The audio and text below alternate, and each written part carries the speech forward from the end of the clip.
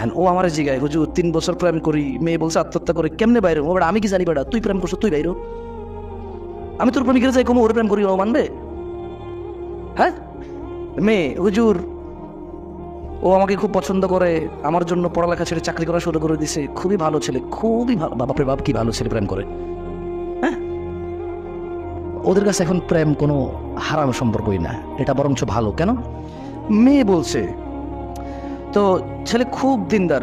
আমাকে ওদিন প্রশ্ন করলো যে হুজুর আপনি তো প্রেমের বিরুদ্ধে অনেক কথা বলেন, এগুলা হারাম রিলেশনের বিরুদ্ধে, কিন্তু আমার মা বাপ যে দিনদার ছেলে পছন্দ করে না, তাদের দরকার হচ্ছে টাকা। বললাম ও ভাই, বুঝছেন মেয়ের মাথা কি ক্র্যাক হয়েছে? মা বাপ দিনদার ছেলে পছন্দ করে না, টাকাওয়ালা ছেলে পছন্দ করে। উনি দিনদার ছেলে পছন্দ করছে, যে ছেলে ওনার প্রেম করে, ওই ছেলে নাকি দিনদার। বাপ ভাই, কি ভাই, কোন সোর্স থেকে নলেজ নেই এরা? এদের কি আল্লাহ হিতাহিত জ্ঞান এতই নষ্ট করে দিছে? আল্লাহ কি এদের বিবেক বুদ্ধি দেয়নি এদেরকে? এরা কি এরকম অস্বীকার করতে পারবে যে আল্লাহ এই নিয়ামত তাদেরকে দেয়নি? এরা কি অস্বীকার করতে পারবে যে আল্লাহ এদেরকে এই নিয়ামত দেয়নি? যে যে নিয়ামতে সে হারাম বোঝে, হালাল বোঝে, শুদ্ধ অশুদ্ধ বোঝে, ভালো মন্দ বোঝে, পার্থক্য করতে পারে। মানে বুঝছেন আপনি, মা কিন্তু ভালো না, বাপ কিন্তু ভালো না, কি দিনদার ছেলে দেখে না, খালি টাকাওয়ালা ছেলে দেখে। উনি কিন্তু এই জন্য মা বাপের টপকায়ে যায়, মহিলা মানুষ, মেয়ে মানুষ নিজে একটা দিনদার ছেলে পছন্দ করছে। কে?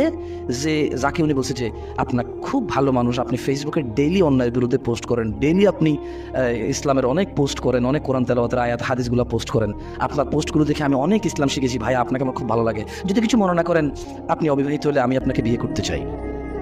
প্রেমের প্রস্তাব কিন্তু দেয়নি। তো এই মেয়ে বাপ মা ছাড়া বিয়ের প্রস্তাব দিলে কি বিয়ে হয়ে যাবে? তাহলে মিনিমাম 2 মাস 6 মাস তো একটা কন্টিনিউ যোগাযোগ থাকতে হবে, তারপরে না একটা বোঝাপড়া হবে ফ্যামিলির। এই 6 মাস যে ছেলে ওনার সাথে কমিউনিকেট করে, মানে একটা ছেলের জন্য বৈধ নয় একটা মেয়েকে নির্জনে নিয়ে কথা বলা, রাইট? রাইট ও রং? তো এই ছেলেটা ফেসবুকে একটা মেয়ের সাথে চ্যাটিং করে, এটা কি নির্জন নাকি নির্জন না? ওই মেয়ের সাথে কি আরো 2জন মেয়ে বা বাপ ভাই আছে, কেউ সাক্ষী মাক্ষী আছে, কেউ উপস্থিত আছে কেউ? তো এটা কি নির্জনের কথা না? তো ছেলের জন্য তো এটা ইসলাম হারাম করেছে কিনা? এই মেয়ে বলতেছে এই ছেলে খুব ধার্মিক, খালি নির্জনের মেয়েদের সাথে কথা বলে। উনি মেয়ে না, উনি তো ওনার হয়ে বউ। আপনি ওনাকে মেয়ে মনে করিয়েন না।